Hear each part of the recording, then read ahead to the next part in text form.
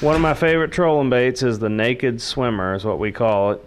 It's on wire. It's got a chin weight, which acts as a keel, and it stands the bait up, makes him swim natural, and then as long as all the pressure is from the nose, then the bait follows and swims.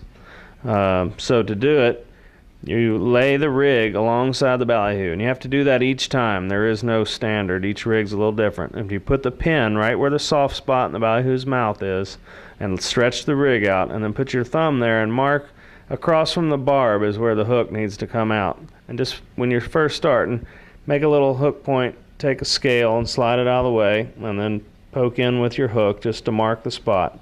Now go in the gill flap and start curling the bait down onto the hook, and if you roll the bait on his side instead of trying to bend him over his belly, he'll actually roll down. And we're using a long shank hook so that the hook is set way back. It helps on short strikes, but you have to do that side to side, and you kind of pass the hook down the center of the bait, then seat it in and push the pin up through that soft spot in the mouth.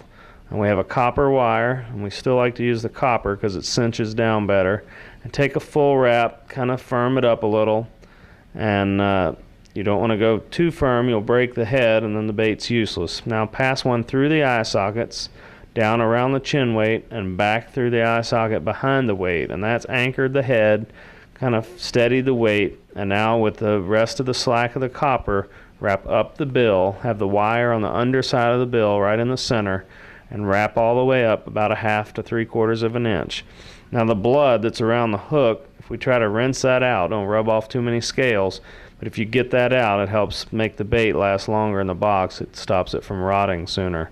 And now as long as that pressure is all from the front of the hook and there's no pull at the hook, then that bait should track and swim great, and the chin weight will make him stand up. And it's an incredible bait by itself, or it can slide a lure head down over top of it, like a islander lure or something that's subsurface, not really a chugger, because a chugger needs to stay on top, and the chin weight doesn't help for that, but makes an excellent bait by itself. It's closest you can get to a live bait by rigging a frozen ballyhoo.